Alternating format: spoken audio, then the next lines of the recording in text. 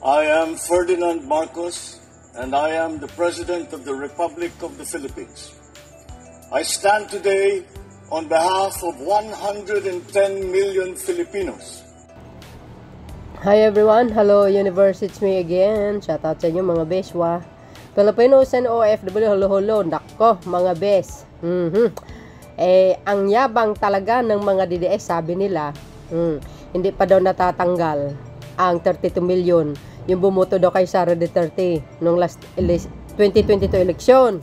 Kaya siya daw ang susunod na Pangulo ng Bansa 2028. Nako, kung titingnan nyo naman sa kanyang pamulo bilang sekretary ng DepEd before, ay ang daming anomalya mga kababayan. So paano magiging next president yan? Ay baka maubos daw ang kaba ng bayan. Hindi kayo naloka. So dahil dyan, ay palyado yata yung pananaw o yung kumbaga ang gustong mangyari ng mga DDS, mga bes. Dahil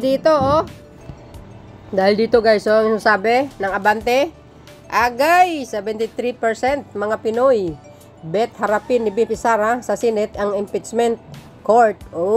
Goes. Nasaan yung 30 million nyo?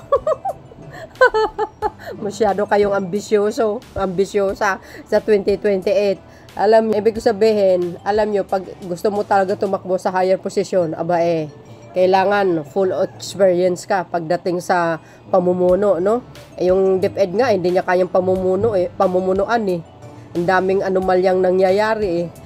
Pumalo sa 73% o halos 3 sa bawat 4 na Pilipino ang pabor na dapat humarap si Vice President Sara Duterte sa Senate impeachment trial upang sagutin ang mga aligasyon sa kanya ayon sa survey ng Tanjuri. Short lang yan guys kasi mayroon tayong survey, another survey. Naku, lumagpak talaga si Madam Sara Duterte guys sa kanyang bagong survey ngayon. So dahil dyan mga bes, palagay ko ang 32 million nabawasan yan mga bes, baka DDS lang ang natitira.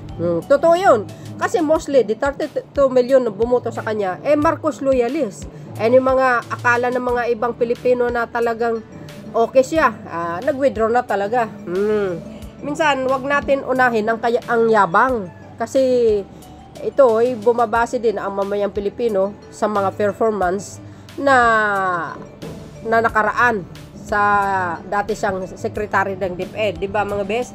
Ang laki kayang nawalang pera. Sa totoo lang, 125 million, 11 days lang. Tapos 612 BP and DepEd.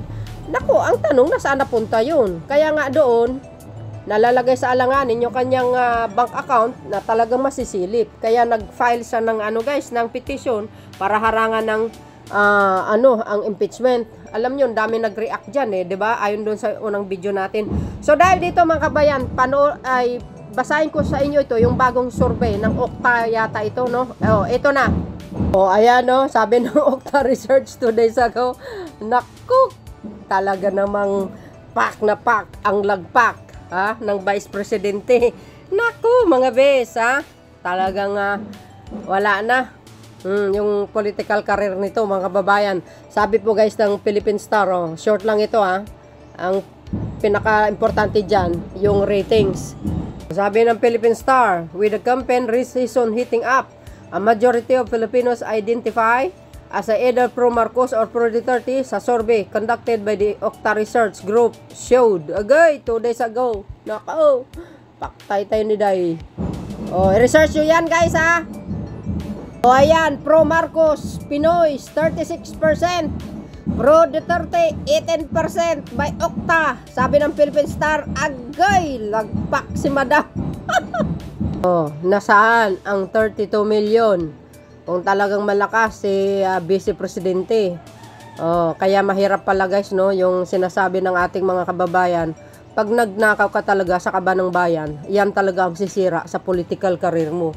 Totoo po yun, no? Kaya nga sabi natin, pag kayo po ay nasa mataas na posisyon, alagaan nyo. Nang sa ganon, sa next na gusto nyong tumakbo, ibubuto kayo. Ganon lang kasimple. Diba?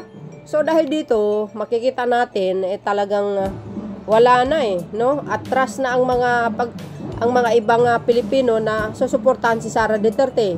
Siyempre guys, including myself. Binoto ko po yan. Kinampanya ko nung last 2022. Kasi yun po ang sabi ng Pangulong Marcos Jr., katandem niya.